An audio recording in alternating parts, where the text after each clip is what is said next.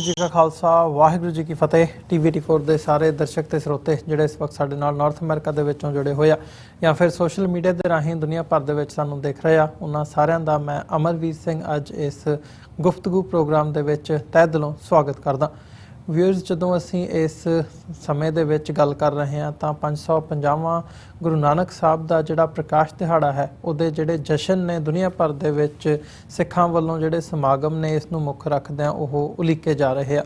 ਉਹ ਭਾਵੇਂ ਪੰਜਾਬ ਦੀ ਧਰਤੀ ਹੋਵੇ, ਭਾਰਤ ਦੇ ਵਿੱਚ ਹੋਵੇ ਜਾਂ ਦੁਨੀਆ ਭਰ ਦੇ ਵਿੱਚ ਅਸੀਂ ਵੱਖ-ਵੱਖ ਮੁਲਕਾਂ ਦੇ ਵਿੱਚ ਦੇਖ ਰਹੇ ਹਾਂ ਜਿੱਥੇ ਗੁਰਦੁਆਰਾ ਸਾਹਿਬਾਨਾਂ ਦੇ ਵਿੱਚ ਇਸ ਸੰਬੰਧੀ ਗੁਰੂ ਨਾਨਕ ਸਾਹਿਬ ਦੇ ਪ੍ਰਕਾਸ਼ ਦਿਹਾੜੇ ਸੰਬੰਧੀ ਸਮਾਗਮ ਹੋ ਰਹੇ ਆ। ਉੱਥੇ ਜਿਹੜੀਆਂ ਵੱਡੀਆਂ ਸੈਲੀਬ੍ਰੇਸ਼ਨਸ ਨੇ ਉਹ ਵੱਡੇ ਲੈਵਲ ਤੇ, ਕਿਤੇ ਕੈਪੀਟਲ ਹਿੱਲ ਹੋਵੇ, ਕਿਤੇ ਹੋਰ ਕੋਈ ਪ੍ਰੋਮੀਨੈਂਟ ਥਾਂ ਹੋਵੇ, ਇਹਨਾਂ ਥਾਵਾਂ ਦੇ ਉੱਤੇ ਵੀ ਜਿਹੜੇ ਵੱਡੇ ਸਮਾਗਮ ਨੇ, ਕੀਰਤਨ ਦਰਬਾਰ ਨੇ ਜਾਂ ਸੈਮੀਨਾਰ ਨੇ, ਹੋਰ ਥਾਈਂ ਵੀ ਉਲੀਕੇ ਜਾ ਰਹੇ ਆ। ਪਰ ਜਿੱਥੇ ਇਹ ਸਮਾਗਮ ਜਾਂ ਸੈਲੀਬ੍ਰੇਸ਼ਨਸ ਹੋ ਰਹੀਆਂ ਨੇ ਉੱਥੇ ਸਾਨੂੰ ਇਹ ਵੀ ਇੱਕ ਧਿਆਨ ਦੇਣ ਵਾਲੀ ਗੱਲ ਹੈ ਕਿ RSS ਵੱਲੋਂ ਕਿਵੇਂ ਸਿੱਖਾਂ ਦੇ ਵਿੱਚ ਵੜਨ ਦੀ ਜਿਹੜੀ ਕੋਸ਼ਿਸ਼ ਹੈ ਉਹ ਗੁਰੂ ਨਾਨਕ ਸਾਹਿਬ ਦੇ ਪ੍ਰਕਾਸ਼ ਦਿਹਾੜੇ ਦੀ ਆੜ ਦੇ ਵਿੱਚ ਉਹ ਕੀਤੀ ਜਾ ਰਹੀ ਹੈ। ਪਿਛਲੇ ਸਮੇਂ ਦੇ ਵਿੱਚ ਦੇਖਣ ਦੇ ਵਿੱਚ ਆਇਆ ਕਿ ਸਰਕਾਰ ਵੱਲੋਂ ਵੱਡੇ ਲੈਵਲ ਤੇ ਫੰਡਿੰਗ ਜਿਹੜੀ ਹੈ ਗੁਰੂ ਨਾਨਕ ਸਾਹਿਬ ਦੇ ਪ੍ਰਕਾਸ਼ ਦਿਹਾੜੇ ਦੇ ਨੂੰ ਮੁੱਖ ਰੱਖਦਿਆਂ ਫੰਡਿੰਗ ਕੀਤੀ ਗਈ ਹੈ ਤੇ ਉਹ ਫੰਡਿੰਗ ਜਿਹੜੀ RSS ਵੱਲੋਂ ਵਰਤੀ ਜਾ ਰਹੀ ਹੈ ਮੋਦੀ ਸਰਕਾਰ ਦੇ ਹੇਠ। ਸੋ ਜਿਹੜੇ ਇਹ ਪ੍ਰੋਜੈਕਟਸ ਨੇ ਇਹ ਯੂਨੀਵਰਸਿਟੀਜ਼ ਦੇ ਵਿੱਚ ਵੀ ਦੇਖਣ ਨੂੰ ਮਿਲ ਰਹੇ ਨੇ, ਕਿਤੇ ਚੇਅਰ ਸਥਾਪਿਤ ਕਰਨ ਦੇ ਨਾਂ ਥੱਲੇ ਤੇ ਕਿਤੇ ਹੋਰ ਤਰੀਕੇ ਦੇ ਨਾਲ ਜਿਹੜੇ ਸਮਾਗਮਾਂ ਦੇ ਜਿਹੜੀ ਰੰਗਤ ਹੈ ਉਹਨੂੰ ਇਸ ਹਿਸਾਬ ਦੀ ਦਿੱਤੀ ਜਾ ਰਹੀ ਹੈ ਜਿਹਦੇ ਤੋਂ ਇੰਪ੍ਰੈਸ਼ਨ ਕਿਤੇ ਨਾ ਕਿਤੇ ਹਿੰਦੂਤਵਾ ਦਾ ਪੈਂਦਾ ਜਾਂ ਇਹ ਕਹਿ ਲਓ ਵੀ ਸਿੱਖ ਫਲਸਫੇ ਤੋਂ ਹਟ ਕੇ ਉਹਨੂੰ ਕਿਸੇ ਹੋਰ ਰੰਗਤ ਦੇ ਵਿੱਚ ਪੇਸ਼ ਕਰਨ ਦੀ ਕੋਸ਼ਿਸ਼ ਕੀਤੀ ਜਾ ਰਹੀ ਹੈ। ਸੋ ਇਸੇ ਇਸ਼ੂ ਦੇ ਉੱਤੇ, ਇਸੇ ਨੁਕਤੇ ਦੇ ਉੱਤੇ ਅੱਜ ਅਸੀਂ ਵਿਚਾਰ ਚਰਚਾ ਕਰਾਂਗੇ ਕਿ ਇਹ ਜਿਹੜਾ RSS ਵੱਲੋਂ ਇਨਫਿਲਟਰੇਟ ਕੀਤਾ ਜਾ ਰਿਹਾ ਹੈ ਜਾਂ RSS ਵੱਲੋਂ ਸਿੱਖ ਫਲਸਫੇ ਨੂੰ ਢਾਹ ਲਾਈ ਜਾ ਰਹੀ ਹੈ ਗੁਰੂ ਨਾਨਕ ਸਾਹਿਬ ਦੇ 550ਵੇਂ ਪ੍ਰਕਾਸ਼ ਦਿਹਾੜੇ ਨੂੰ ਮੁੱਖ ਰੱਖਦਿਆਂ ਅੱਜ ਸਾਨੂੰ ਇਹਨੂੰ ਦੇਖਣ ਦੀ ਵੀ ਲੋੜ ਹੈ, ਸਮਝਣ ਦੀ ਵੀ ਲੋੜ ਹੈ, ਭਾਂਪਣ ਦੀ ਵੀ ਲੋੜ ਹੈ। ਸੋ ਇਸ ਸਾਰੀ ਵਿਚਾਰ ਚਰਚਾ ਦੇ ਲਈ ਅੱਜ ਸਾਡੇ ਨਾਲ ਅਕਾਲੀ ਦਲ ਅੰਮ੍ਰਿਤਸਰ USA ਦੇ ਜਿਹੜੇ ਸੀਨੀਅਰ ਆਗੂ ਨੇ ਵੈਸਟ ਦੇ ਸਰਦਾਰ ਰੇਸ਼ਮ ਸਿੰਘ, ਉਹ ਸਾਡੇ ਨਾਲ ਇਸ ਵਕਤ ਜੁੜੇ ਹੋਏ ਆ ਬੇਕਰਸਫੀਲਡ ਕੈਲੀਫੋਰਨੀਆ ਤੋਂ। ਆਓ ਉਹਨਾਂ ਨਾਲ ਮਿਲ ਕੇ ਅੱਜ ਦੀ ਇਸ ਵਿਚਾਰ ਚਰਚਾ ਦੀ ਸ਼ੁਰੂਆਤ ਕਰਦੇ ਹਾਂ। ਭਾਈ ਸਾਹਿਬ, ਤੁਹਾਡਾ ਸਵਾਗਤ ਹੈ ਜੀ। ਵਾਹਿਗੁਰੂ ਜੀ ਕਾ ਖਾਲਸਾ ਵਾਹਿਗੁਰੂ ਜੀ ਕੀ ਫਤਿਹ। ਭਾਈ ਅਮਰਵੀਰ ਸਿੰਘ ਜੀ, ਤੁਹਾਡਾ ਤੇ ਤੁਹਾਡੀ ਟੀਮ ਦਾ, ਤੁਹਾਡੇ ਸਰੋਤਿਆਂ ਦਾ ਸਭ ਤੋਂ ਪਹਿਲਾਂ ਤਾਂ ਮੈਂ ਧੰਨਵਾਦ ਕਰਦਾ ਤੇ ਨਾਲ ਹੀ ਫਤਿਹ ਅੱਜ ਕਰਦਾ ਜੀ। ਵਾਹਿਗੁਰੂ ਜੀ ਕਾ ਖਾਲਸਾ ਵਾਹਿਗੁਰੂ ਜੀ ਕੀ ਫਤਿਹ। ਭਾਈ ਸਾਹਿਬ, ਮੈਂ ਜਾਣਨਾ ਚਾਹੂੰਗਾ ਤੁਹਾਡੇ ਕੋਲੋਂ, ਤੁਸੀਂ ਐਕਟਿਵ ਵੀ ਹੈਗੇ ਹੋ, ਸਿੱਖ ਸਫਾਂ ਦੇ ਵਿੱਚ ਵਿਚਰਦੇ ਵੀ ਹੋ। ਜਿਵੇਂ ਅਸੀਂ ਦੇਖ ਰਹੇ ਹਾਂ ਪਿਛਲੇ ਸਮੇਂ ਦੇ ਵਿੱਚ ਈਵਨ ਤੁਹਾਡੇ ਕੈਲੀਫੋਰਨੀਆ ਦੇ ਵਿੱਚ ਵੀ ਯੂਨੀਵਰਸਿਟੀਜ਼ ਦੇ ਵਿੱਚ ਇੱਦਾਂ ਦੀਆਂ ਉਦਾਹਰਨਾਂ ਸਾਹਮਣੇ ਆਈਆਂ ਨੇ ਕਿ ਜਿਹੜੀਆਂ ਹਿੰਦੂਤਵਾ ਦੀਆਂ ਆਰਗੇਨਾਈਜੇਸ਼ਨਸ ਨੇ ਉਹਨਾਂ ਵੱਲੋਂ ਯੂਨੀਵਰਸਿਟੀਜ਼ ਦੇ ਵਿੱਚ ਚੇਅਰਸ ਸਥਾਪਿਤ ਕੀਤੀਆਂ ਜਾ ਰਹੀਆਂ ਨੇ ਜਾਂ ਅਦਰਵਾਈਜ਼ ਅਸੀਂ ਦੇਖਦੇ ਹਾਂ ਜਿਹੜੇ ਸਮਾਗਮ ਹੋ ਰਹੇ ਆ ਕਿਵੇਂ ਉਹ ਸਿੱਖ ਫਲਸਫੇ ਤੋਂ ਹਟ ਕੇ ਉਹਨਾਂ ਨੂੰ ਕੋਈ ਹੋਰ ਰੰਗਤ ਦੇਣ ਦੀ ਜਿਹੜੀ ਕੋਸ਼ਿਸ਼ ਹੈ ਉਹ ਦੇਖਣ ਨੂੰ ਮਿਲਦੀ ਹੈ।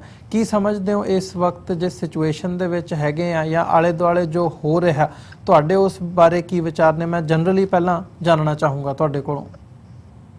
ਹਾਂਜੀ, ਇੱਕ ਤਾਂ ਭਾਈ ਸਾਹਿਬ ਜੀ, ਸਭ ਤੋਂ ਪਹਿਲਾਂ ਮੈਂ ਇਹ ਗੱਲ ਕਹਿਣੀ ਚਾਹੁੰਦਾ ਕਿ ਜੋ ਗੁਰੂ ਨਾਨਕ ਸਾਹਿਬ ਦਾ ਫਲਸਫਾ ਹੈ ਉਹ ਬੜਾ ਕਲੀਅਰ ਹੋਣਾ ਚਾਹੀਦਾ ਸਿੱਖਾਂ ਨੂੰ ਕਿ ਉਹਨਾਂ ਨੇ ਜੋ ਹਿੰਦੂਵਾਦ ਜੋ ਬ੍ਰਾਹਮਣ ਦੇ ਦਿੱਤੇ ਹੋਏ ਜਿਹੜੇ ਭਰਮ ਸੀਗੇ ਉਹਨਾਂ ਦਾ ਖੰਡਨ ਕਰਕੇ ਸਿੱਖਾਂ ਨੂੰ ਇੱਕ ਨਵਾਂ ਧਰਮ ਦਿੱਤਾ ਹੈ।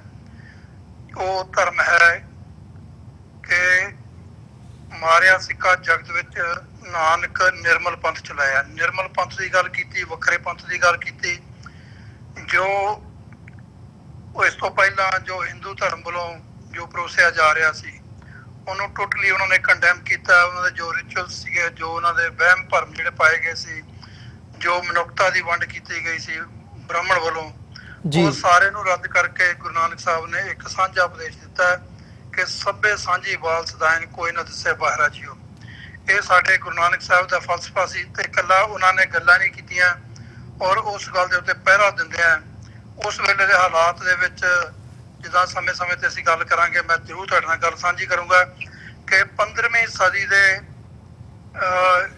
ਅਖੀਰ ਦੇ ਵਿੱਚ ਜਦੋਂ ਬਾਬਰ ਉੱਥੇ ਹਮਲਾ ਕਰਦਾ ਹਿੰਦੁਸਤਾਨ ਤੇ ਤਾਂ ਗੁਰੂ ਨਾਨਕ ਸਾਹਿਬ ਉੱਥੇ ਅਹਿਮਦਾਬਾਦ ਪਹੁੰਚਦੇ ਜਿੱਥੇ ਬਹੁਤ ਤਸ਼ੱਦਦ, ਬਹੁਤ ਜ਼ੁਲਮ ਹੋ ਰਿਹਾ ਹੈ ਜੀ। ਬਾਬਰ ਦੀਆਂ ਫੌਜਾਂ ਜਿਹੜੀਆਂ ਉਹ ਚੜ ਕੇ ਆਈਆਂ ਨੇ। ਉਹਦਾ ਕਾਰਨ ਕੀ ਬਣਿਆ ਕਿ ਉਹਨਾਂ ਨੇ ਪਹਿਲਾਂ ਇਹ ਗੱਲ ਭਾਂਪ ਲਈ ਸੀ ਕਿ ਇੱਥੇ ਉਹਨਾਂ ਦਾ ਮੁਕਾਬਲਾ ਕਰਨ ਵਾਲਾ ਕੋਈ ਨਹੀਂ ਹੈ।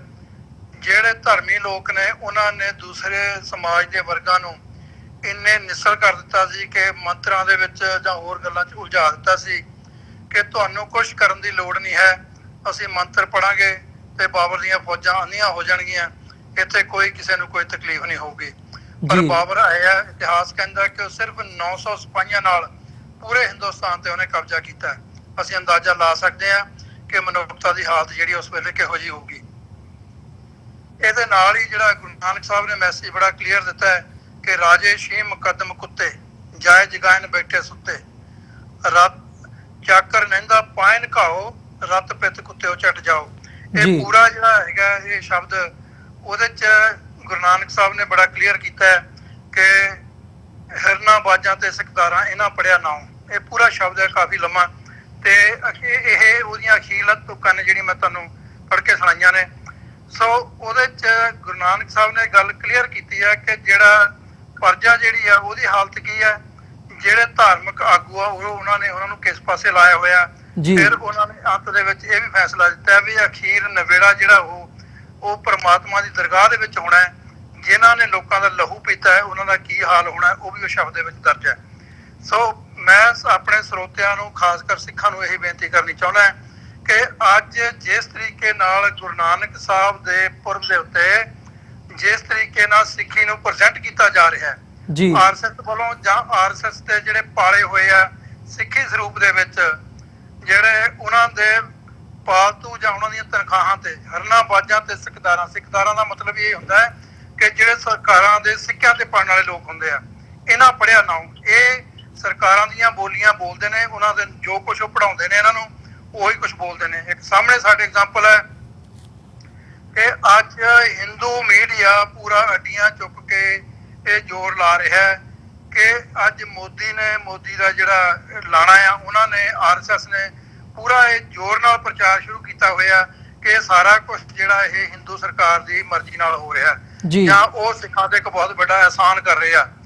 ਪਰ ਦੂਸਰੇ ਪਾਸੇ ਜਿਹੜੇ ਪੋਲੀਟੀਕਲੀ ਅਵੇਅਰ ਲੋਕ ਨੇ ਉਹ ਜਾਣਦੇ ਆ ਕਿ ਅੱਜ ਮੋਦੀ ਦੀ ਮਜਬੂਰੀ ਆ, ਉਹਨੂੰ ਇਹ ਪਤਾ ਕਿ ਸਿੱਖਾਂ ਦਾ ਬਹੁਤ ਵੱਡਾ ਹਿੱਸਾ ਜਿਹੜਾ ਉਹ ਟੁੱਟ ਜਾਊਗਾ ਜੇ ਅੱਜ ਸਿੱਖਾਂ ਦੇ ਨਾਲੇ ਨਾ ਖੜੇ। ਅੱਜ ਜਿਸ ਤਰੀਕੇ ਨਾਲ ਪਾਕਿਸਤਾਨ ਦੀ ਸਰਕਾਰ ਨੇ ਇਹਨਾਂ ਨੂੰ ਖੁੱਲੀ ਆਫਰ ਦਿੱਤੀ ਹੈ ਕਿ ਭਾਈ ਅਸੀਂ ਸਿੱਖਾਂ ਦੇ ਨਾਲ ਹੈ, ਅਸੀਂ ਚਾਹੁੰਦੇ ਹਾਂ ਕਿ ਸਿੱਖ ਜਿਹੜੇ ਉਸ ਬੜੇ ਆਰਾਮ ਨਾਲ ਖੁੱਲੇ ਤੌਰ ਤੇ ਉਹ ਇਸ ਮੁਲਕ ਦੇ ਵਿੱਚ ਆਉਣ, ਉਹ ਗੁਰੂ ਨਾਨਕ ਦੀ ਧਰਤੀ ਨੂੰ ਨਤਮਸਤਕ ਹੋਣ, ਉਹ ਆਪਣੀਆਂ ਜਿਹੜੀਆਂ ਦਿਲ ਦੀਆਂ ਰੀਝਾਂ ਪੂਰੀਆਂ ਕਰਨ। ਪਰ ਉਹਨਾਂ ਦੀ ਹਰ ਗੱਲ ਨੂੰ ਜਿੱਥੇ ਵੀ ਉਹ ਕਿਤੇ ਸੱਦਾ ਦਿੰਦੇ ਆ, ਜਿੱਥੇ ਉਹ ਪਿਆਰ ਦੀ ਗੱਲ ਕਰਦੇ ਆ, ਤੇ ਜਿਹੜਾ ਬ੍ਰਾਹਮਣ ਹੈ, ਜਿਹੜਾ ਵਿਪਰ ਹੈ, ਜਿਹੜਾ ਮਨੋਵਾਦੀ ਹੈ, ਉਹ ਸਿਰ ਤੋਂ ਪੈਰਾਂ ਤੱਕ ਵਾਲ ਉੱਠਦਾ ਇਸ ਗੱਲ ਲਈ ਕਿ ਉਹ ਜੀ ਅੱਜ ਇੰਨੀਆਂ ਮਿੱਠੀਆਂ ਗੱਲਾਂ ਕਿਉਂ ਕਰਦੇ ਆ। ਮੈਂ ਉਹਨਾਂ ਨੂੰ ਪੁੱਛਣਾ ਚਾਹੁੰਦਾ ਕਿ ਜੇ ਉਹਨਾਂ ਨੇ ਇਤਿਹਾਸ ਪੜ੍ਹਿਆ ਹੋਵੇ ਤਾਂ ਗੁਰੂ ਨਾਨਕ ਸਾਹਿਬ ਤੋਂ ਲੈ ਕੇ 10ਵੇਂ ਪਾਤਸ਼ਾਹ ਤੱਕ ਉਹਨਾਂ ਮੁਸਲਮਾਨਾਂ ਦੀ ਤੇ ਸਿੱਖਾਂ ਦੀ ਕੀ ਸਾਂਝ ਰਹੀ ਆ। ਹਾਂ, ਇਹ ਗੱਲ ਜਿਹੜੀ ਆ ਬਹੁਤ ਵਾਰੀ ਮੀਡੀਆ 'ਚ ਇਸ਼ੂ ਬਣਾਇਆ ਜਾਂਦਾ ਹੈ ਕਿ ਉਸ ਵੇਲੇ ਮੁਸਲਮਾਨਾਂ ਨੇ ਸਿੱਖਾਂ ਦਾ ਬਹੁਤ ਨੁਕਸਾਨ ਕੀਤਾ ਹੈ। ਪਰ ਮੈਂ ਇਹ ਕਹਿਣਾ ਚਾਹੁੰਦਾ ਕਿ ਜਿਸ ਵਿਪਰ ਨੇ ਉਸ ਭੇਸ ਦੇ ਵਿੱਚ ਰਹਿ ਕੇ ਜਿੰਨਾ ਸਿੱਖੀ ਦਾ ਨੁਕਸਾਨ ਕੀਤਾ ਹੈ, ਸਿੱਖ ਦਾ ਨੁਕਸਾਨ ਹੋਰ ਚੀਜ਼ ਹੈ, ਸਿੱਖੀ ਦਾ ਨੁਕਸਾਨ ਹੋਰ ਹੈ। ਗੁਰੂ ਨਾਨਕ ਸਾਹਿਬ ਨੇ ਬਿਲਕੁਲ ਇਸ ਪਖੰਡਵਾਦੀ ਧਰਮ ਦਾ ਜਿਹੜਾ ਉਹ ਖੰਡਨ ਕੀਤਾ ਹੈ ਕਿ ਮੱਥੇ ਟਿੱਕਾ ਤੇੜ ਧੋਤੀ ਖਾਈ, ਹੱਥ ਛੁਰੀ ਜਗਤ ਕਸਾਈ। ਇਹ ਦੁਨੀਆ ਦਾ ਬੁੱਚੜ ਹੈ, ਬੁੱਚੜ ਆਫ ਦੀ ਵਰਲਡ। ਇਹ ਘੱਟ ਗਿਣਤੀਆਂ ਨੂੰ ਖਾ ਰਿਹਾ, ਅੱਜ ਵੀ ਖਾ ਰਿਹਾ ਹੈ, ਪਰ ਸਿੱਖਾਂ ਨੂੰ ਇਸ ਗੱਲ ਤੇ ਜਾਗ ਨਹੀਂ ਆ ਰਹੀ। ਮੈਂ ਇਹ ਗੱਲ ਜਿਹੜਾ ਇੱਕ ਸ਼ਬਦ ਹੋਰ ਹੈ ਜਿਹੜਾ ਬਾਬਰ ਬਾਣੀ ਦੇ ਵਿੱਚ ਗੁਰੂ ਨਾਨਕ ਸਾਹਿਬ ਨੇ ਲਿਖਿਆ, ਜਿਨ ਸਿਰਫ ਸੋਹਣ ਪੱਟੀਆਂ ਮੰਗੀ ਪਾਏ ਸੰਧੂਰ, ਸੋ ਸਿਰ ਕਾਤੀ ਮੁਨੀਅਨ ਗਲ ਵਿੱਚ ਆਵੇ ਧੂੜੇ। ਬਹੁਤ ਲੰਬਾ ਸ਼ਬਦ ਹੈ। ਉਹਦੇ ਤੇ ਜਾ ਕੇ ਅਖੀਰ ਤੇ ਉਹਨਾਂ ਨੇ ਕਿਹਾ, ਗੁਰੂ ਨਾਨਕ ਸਾਹਿਬ ਨੇ ਬੜਾ ਵਧੀਆ ਇਸ਼ਾਰਾ ਕੀਤਾ ਹੈ ਕਿ ਅੱਗੋਂ ਦੇ ਜੇ ਚੇਤੀਏ ਤਾਂ ਕਾਇਤ ਮਿਲੇ ਸਜਾਏ। ਇਹ ਸਿੱਖਾਂ ਲਈ ਇਹ ਸ਼ਬਦ ਜਿਹੜਾ ਬਹੁਤ ਜ਼ਿਆਦਾ ਇੰਪੋਰਟੈਂਟ ਮੈਸੇਜ ਲੈ ਕੇ ਆਇਆ ਕਿ ਜੇ ਤੁਸੀਂ ਆਪਣੀ ਗੱਲ ਨੂੰ ਪਹਿਲਾਂ ਵਿਚਾਰਿਆ ਹੁੰਦਾ ਜਾਂ ਆਉਣ ਵਾਲੇ ਸਮੇਂ ਨੂੰ ਪਹਿਲਾਂ ਸਮੇਂ ਤੋਂ ਵਿਚਾਰਿਆ ਹੁੰਦਾ ਤਾਂ ਕਾਇਤ ਮਿਲੇ ਸਜਾਏ। ਇਹ ਅੱਜ ਸਜ਼ਾ ਕੌਮ ਨੂੰ ਨਹੀਂ, ਇਹ ਜੇ ਭਾਵੇਂ ਇਹਦੇ ਜਿਹੜੇ ਅਧਿਆਤਮਕ ਅਰਥ ਹੈ ਉਹ ਅਸੀਂ ਵੱਖਰੇ ਤਰੀਕੇ ਨਾਲ ਕਰਦੇ ਹਾਂ ਕਿ ਜੇ ਅਸੀਂ ਆਪਣੀ ਜ਼ਿੰਦਗੀ ਦੇ ਵਿੱਚ ਪਹਿਲਾਂ ਪ੍ਰਮਾਤਮਾ ਨੂੰ ਯਾਦ ਰੱਖੀਏ ਤਾਂ ਸਾਡੀ ਜ਼ਿੰਦਗੀ 'ਚ ਦੁੱਖ ਨਹੀਂ ਆਉਂਦੇ। ਐਗਜ਼ੈਕਟਲੀ ਇਨ ਵੇ ਨੇ ਜਿਹੜਾ ਸੰਸਾਰਿਕ ਜ਼ਿੰਦਗੀ ਆ, ਜਿਹੜੀ ਸਿੱਖ ਕੌਮ ਦਾ ਅੱਜ ਪ੍ਰੈਜ਼ੈਂਟ ਤੇ ਫਿਊਚਰ ਹੈ, ਉਹ ਇਸੇ ਤੁਕ ਦੇ ਉੱਤੇ ਹੀ ਨਿਰਭਰ ਕਰਦਾ ਹੈ। ਜੇ ਅਸੀਂ ਆਪਣੇ ਦੁਸ਼ਮਣ ਦੀ ਕਰਤੂਤ ਨੂੰ ਨਾ ਪਛਾਣੀਏ ਤਾਂ ਅਸੀਂ ਆਉਣ ਵਾਲੇ ਸਮੇਂ 'ਚ ਪਹਿਲਾਂ ਵੀ ਅਸੀਂ ਧੋਖੇ ਖਾਧੇ ਆ। ਗੁਰੂ ਨਾਨਕ ਸਾਹਿਬ ਤੋਂ ਲੈ ਕੇ ਅੱਜ ਤੱਕ ਲਗਾਤਾਰ ਜਿਹੜਾ ਇਹ ਸਿੱਖਾਂ ਨਾਲ ਧੋਖਾ ਹੁੰਦਾ ਰਿਹਾ ਹੈ। ਭਾਵੇਂ ਸਾਡੇ ਗੁਰੂ ਸਾਹਿਬ ਨੇ ਸਾਡੇ ਦੁਸ਼ਮਣ ਦੀ ਪਛਾਣ ਜਿਹੜੀ ਹੈ ਉਹ ਬਹੁਤ ਵਧੀਆ ਤਰੀਕੇ ਨਾਲ ਕਰਤੀ ਸੀ ਕਿ ਕਾਦੀ ਕੂੜ ਬੋਲ ਮਲ ਖਾਏ, ਬ੍ਰਾਹਮਣ ਨਾਵੇ ਜੀਆਂ ਘਾਏ। ਇਹ ਤਾਂ ਜੀਆਂ ਦਾ ਘਾਤ ਕਰਨ ਵਾਲਾ ਹੈ, ਇੱਕ ਵਿਪਰ ਹੈ ਜਿਹੜਾ ਸਾਨੂੰ ਇਹ ਦੱਸ ਰਿਹਾ ਹੈ ਕਿ ਭਾਈ ਤੁਸੀਂ ਵੀ ਉਸ ਧਰਮ ਦਾ ਹਿੱਸਾ ਵਾ। ਅੱਜ ਕਿਵੇਂ ਸਿੱਖਾਂ ਨੂੰ ਉਸ ਹਿੰਦੂਵਾਦ ਵਿੱਚ ਰਲਗੱਡ ਕਰਨ ਵਾਸਤੇ ਜੋ ਸਰਕਾਰੀ ਪੱਧਰ ਤੇ, ਜੋ ਸੋਸ਼ਲ ਪੱਧਰ ਤੇ, ਜੋ ਧਾਰਮਿਕ ਪੱਧਰ ਤੇ ਜੋ ਕੁਝ ਹੋ ਰਿਹਾ ਹੈ, ਸਾਡੇ ਕੋਲ ਸਮਾਂ ਬੜਾ ਸੀਮਤ ਹੈ, ਪਰ ਗੱਲਾਂ ਬੜੀਆਂ ਇੰਪੋਰਟੈਂਟ ਨੇ ਇਹ ਕਿ ਜੇ ਅਸੀਂ ਇਹਨਾਂ ਦੀ ਕਰਤੂਤ ਨੂੰ ਨਾ ਸਮਝੇ ਤਾਂ ਇਹ ਜਿਹੜਾ ਲਾਂਘਾ ਖੁੱਲ ਰਿਹਾ ਹੈ, ਕੋਰੀਡੋਰ ਖੁੱਲ ਰਿਹਾ ਹੈ, ਇਹ ਕੋਈ ਸਾਡੇ ਤੇ ਆਸਾਨ ਨਹੀਂ ਹੋ ਰਿਹਾ। ਸਾਡਾ ਹੱਕ ਬਣਦਾ ਹੈ। ਮਤ ਕੋਈ ਸੋਚੇ ਕਿ ਮੋਦੀ ਜਿਹੜਾ ਸਿੱਖਾਂ ਤੇ ਆਸਾਨ ਕਰ ਰਿਹਾ ਹੈ ਜਾਂ ਉਹਦਾ ਜਿਹੜਾ ਲਾਣਾ ਉਹ ਸਾਡੇ ਤੇ ਆਸਾਨ ਕਰ ਰਿਹਾ ਹੈ। ਹਾਂ, ਇਹ ਗੱਲ ਜ਼ਰੂਰ ਹੈ ਕਿ ਪਿਛਲੇ 70 ਸਾਲਾਂ ਦੇ ਵਿੱਚ ਉਹਨਾਂ ਨੇ ਸਿੱਖਾਂ ਨੂੰ ਬੰਦੀ ਬਣਾ ਕੇ ਰੱਖਿਆ ਤੇ ਅੱਜ ਵੀ ਜੇ ਉਹ ਚਾਹਣ ਤਾਂ ਇਹ ਕਰਤੂਤ ਜਿਹੜੀ ਇਹਨੂੰ ਕੰਟੀਨਿਊ ਕਰ ਸਕਦੇ, ਜਿਹਦੀ ਬਹੁਤ ਜ਼ਿਆਦਾ ਸੰਭਾਵਨਾ ਵੀ ਹੈਗੀ ਆ। ਅਜੇ ਸਾਡੀ ਗੱਲ ਸਿਰੇ ਨਹੀਂ ਲੱਗੀ, ਪੈਸਾ ਬਹੁਤ ਲੱਗ ਰਿਹਾ ਹੈ। ਅੱਜ ਵੀ ਜਿਹੜਾ ਉਹਨਾਂ ਦਾ ਪ੍ਰਚਾਰ ਹੈ ਉਸ ਲੈਵਲ ਦਾ ਹੋ ਰਿਹਾ ਹੈ ਕਿ ਜੇ ਅੱਜ ਵੀ ਮਾਹੌਲ ਖਰਾਬ ਕਰਨ ਵਾਸਤੇ ਤਰ੍ਹਾਂ ਤਰ੍ਹਾਂ ਦੀਆਂ ਚਾਲਾਂ ਜਿਹੜੀਆਂ ਚੱਲੀਆਂ ਜਾ ਰਹੀਆਂ। ਐਨ ਉਸ ਮੌਕੇ ਜਦੋਂ ਇਹ ਲਾਂਘੇ ਦੀ ਗੱਲ ਚੱਲ ਰਹੀ ਆ, ਜਦੋਂ ਲਾਂਘੇ ਦੀਆਂ ਤਿਆਰੀਆਂ ਹੋ ਰਹੀਆਂ ਨੇ, ਜਦੋਂ ਸਿੱਖਾਂ ਦਾ ਕਰਤਾਰਪੁਰ ਸਾਹਿਬ ਜਾ ਕੇ ਗੁਰਪੁਰਬ ਮਨਾਉਣ ਦੀਆਂ ਤਿਆਰੀਆਂ ਜ਼ੋਰਾਂ ਤੇ ਹੋ ਰਹੀਆਂ ਨੇ, ਇਹੋ ਐਨ ਉਸ ਵੇਲੇ ਜਿਹੜਾ ਵਿਪਰ ਹੈ ਉਹ ਕੀ ਕਰਦਾ, ਕਸ਼ਮੀਰ ਦੇ ਵਿੱਚ ਧਾਰਾ 370 35 ਖਤਮ ਕਰਦਾ ਹੈ। ਇਹ ਗੱਲ ਜਿਹੜੀ ਹੈ ਨਵੰਬਰ ਤੋਂ ਬਾਅਦ ਵੀ ਕੀਤੀ ਜਾ ਸਕਦੀ ਸੀ, ਪਰ ਉਹਨਾਂ ਨੇ ਸਿੱਖਾਂ ਨੂੰ ਇਹ ਮੈਸੇਜ ਦੇਣਾ ਸੀ ਕਿ ਤੁਸੀਂ ਅਗਰ ਜੇ ਕਸ਼ਮੀਰੀਆਂ ਦੀ ਮਦਦ ਕਰੋਗੇ ਤਾਂ ਅਸੀਂ ਕਿਸੇ ਵੇਲੇ ਵੀ ਤੁਹਾਡਾ ਜਿਹੜਾ ਲਾਂਘਾ ਬੰਦ ਕਰ ਦਿਆਂਗੇ। ਪਰ ਉਹਦੇ ਬਾਵਜੂਦ ਵੀ ਜਦੋਂ ਸਿੱਖਾਂ ਨੇ ਆਪਣੇ ਧਰਮ ਨੂੰ ਪਛਾਣਿਆ, ਗੁਰੂ ਦੇ ਮੈਸੇਜ ਨੂੰ ਪਛਾਣਿਆ, ਉਹਨਾਂ ਕਸ਼ਮੀਰੀਆਂ ਦੇ ਹੱਕ ਦੇ ਵਿੱਚ ਹਾਂ ਦਾ ਨਾਰਾ ਮਾਰਿਆ ਤੇ ਉਹਦਾ ਰਿਜ਼ਲਟ ਕੀ ਹੋਇਆ ਕਿ ਅੱਜ ਅੱਧੋ ਵੱਧ ਪੰਜਾਬ ਜਿਹੜਾ ਉਹਨਾਂ ਨੇ ਪਾਣੀ 'ਚ ਡੋਬ ਦਿੱਤਾ ਹੈ। ਜਿਹੜੀ ਗੱਲ ਮੈਂ ਪਹਿਲਾਂ ਗੁਰੂ ਨਾਨਕ ਸਾਹਿਬ ਦੇ ਸ਼ਬਦ ਦੀ ਗੱਲ ਕੀਤੀ ਹੈ ਕਿ ਅੱਗੋਂ ਦੇ ਜੇ ਚੇਤੀਏ ਤਾਂ ਕਾਇਤ ਮਿਲੇ ਸਜਾਏ, ਇਹ ਗੱਲ ਸਿੱਖਾਂ ਨੂੰ ਸਮਝ ਲੈਣੀ ਚਾਹੀਦੀ ਹੈ ਕਿ ਸਾਡੇ ਨਾਲ 47 ਤੋਂ ਲੈ ਕੇ ਹੁਣ ਤੱਕ ਇਸ ਵਿਪਰ ਨੇ, ਇਸ ਮਨੂਵਾਦੀ ਨੇ ਕੀ ਕੁਛ ਕੀਤਾ ਹੈ ਜੀ। ਸਾਡੇ ਨਾਲ 47 ਚ ਜੋ ਕੁਛ ਹੋਇਆ, 10 ਲੱਖ ਸਿੱਖਾਂ ਦਾ ਕਤਲੇਆਮ, ਉਹ ਇਸ ਵਿਪਰ ਦੀ ਦੇਣ ਸੀ। ਬੜੀ ਪਲੈਨਿੰਗ ਨਾਲ ਸਾਰਾ ਕੁਝ ਕੀਤਾ ਗਿਆ। 55 ਦੇ ਵਿੱਚ ਸਾਨੂੰ ਫੇਰ ਚੱਕ ਕੇ ਜੇਲ੍ਹਾਂ ਸਿੱਟਿਆ ਗਿਆ। 66 ਦੇ ਵਿੱਚ ਫੇਰ ਸਾਡਾ ਕਤਲੇਆਮ ਹੋਇਆ। 78 ਦੇ ਵਿੱਚ ਫੇਰ ਸਿੱਖਾਂ ਦਾ ਕਤਲੇਆਮ ਹੋਇਆ। 82 ਦੇ ਵਿੱਚ ਫੇਰ ਸਿੱਖਾਂ ਦਾ ਕਤਲੇਆਮ ਹੋਇਆ। 84 ਤੋਂ ਲੈ ਕੇ 86 ਤੱਕ ਲਗਾਤਾਰ ਸਿੱਖਾਂ ਦਾ ਕਤਲ ਹੁੰਦਾ ਰਿਹਾ। 88 ਦੇ ਵਿੱਚ ਜਦੋਂ 86 ਦੇ ਵਿੱਚ ਇਹ ਭਾਰਤੀ ਫੌਜ ਦਾ ਮੁਖੀ ਇਹ ਗੱਲ ਕਹਿੰਦਾ ਕਿ ਇਹ ਜਿਹੜਾ ਪਾਣੀ ਆ, ਜਿਹੜਾ ਭਾਖੜਾ ਡੈਮ ਦਾ ਪਾਣੀ ਆ, ਇਹਨੂੰ ਕਿਸੇ ਵੇਲੇ ਵੀ ਹਿੰਦੁਸਤਾਨ ਦੀ ਸਰਕਾਰ ਜਿਹੜੀ ਆ ਐਜ਼ ਏ ਵੈਪਨ ਯੂਜ਼ ਕਰ ਸਕਦੀ ਹੈ। ਇਸ ਕਰਕੇ ਪੰਜਾਬ ਦੇ ਲੋਕਾਂ ਨੂੰ ਇਹ ਗੱਲ ਸਮਝ ਲੈਣੀ ਚਾਹੀਦੀ ਹੈ। ਇਹ ਗੱਲ ਸਰਦਾਰ ਸਿਮਰਨ ਸਿੰਘ ਮਾਨ ਬੜਾ ਲੰਮਾ ਸਮਾਂ ਉੱਚੀ ਆਵਾਜ਼ 'ਚ ਕਹਿੰਦੇ ਰਹੇ ਆ ਕਿ ਭਾਈ ਇਹ ਤੁਹਾਡੇ ਲਈ ਇੱਕ ਬਹੁਤ ਵੱਡੀ ਚੇਤਾਵਨੀ ਹੈ। 88 ਦੇ ਵਿੱਚ ਕੀ ਹੋਇਆ ਪੰਜਾਬ ਦੇ ਵਿੱਚ, ਇਹ ਸਾਨੂੰ ਅਜੇ ਭੁੱਲਿਆ ਨਹੀਂ ਹੈ, ਪਰ ਉਹੀ ਜਿਹੜਾ ਉਹਨਾਂ ਨੇ ਆਪਣੀ ਜਿਹੜੀ ਗੱਲ ਸੀ ਉਹਨੂੰ ਫੇਰ ਦੁਹਰਾਇਆ। ਇੱਕ ਨਮੂਨਾ ਤੁਹਾਡੇ ਸਾਹਮਣੇ ਰੱਖਿਆ ਕਿ ਜੇ ਤੁਸੀਂ ਸਰਕਾਰਾਂ ਤੋਂ, ਵਿਪਰ ਤੋਂ, ਮਨੂਵਾਦੀਆਂ ਤੋਂ ਬਾਹਰ ਜਾ ਕੇ ਕੋਈ ਹੋਰ ਕੰਮ ਕਰਨ ਦੀ, ਕੋਈ ਗੁਰੂ ਨਾਨਕ ਦਾ ਮੈਸੇਜ ਦੇਣ ਦੀ ਗੱਲ ਕਰੋਗੇ, ਗੁਰੂ ਨਾਨਕ ਦਾ ਸੁਨੇਹਾ ਜਿਹੜਾ ਹੈ ਉਹਦੇ ਤੇ ਕੰਮ ਕਰਨ ਦੀ ਗੱਲ ਕਰੋਗੇ ਤਾਂ ਅਸੀਂ ਤੁਹਾਨੂੰ ਡੋਬ ਕੇ ਵੀ ਮਾਰ ਸਕਦੇ ਹਾਂ, ਅਸੀਂ ਤੁਹਾਨੂੰ ਕਤਲੇਆਮ ਵੀ ਤੁਹਾਡਾ ਕਰ ਸਕਦੇ ਹਾਂ, ਅਸੀਂ ਤੁਹਾਡੇ ਲਾਂਘੇ ਵੀ ਬੰਦ ਕਰ ਸਕਦੇ ਹਾਂ, ਅਸੀਂ ਗੁਰੂ ਨਾਨਕ ਨਾਲੋਂ ਤੁਹਾਨੂੰ ਤੋੜਨ ਲਈ ਹਰ ਹੀਲਾ ਵਰਤ ਸਕਦੇ ਹਾਂ ਔਰ ਉਹ ਵਰਤ ਰਹੇ ਆ। ਇਹ ਮੈਂ ਅੱਜ ਫਿਰ ਸਿੱਖਾਂ ਨੂੰ ਇਹ ਬੇਨਤੀ ਕਰਨੀ ਚਾਹੁੰਦਾ ਕਿ ਭਾਈ ਇਸ ਗੱਲ ਲਈ ਸੁਚੇਤ ਹੋਵੋ।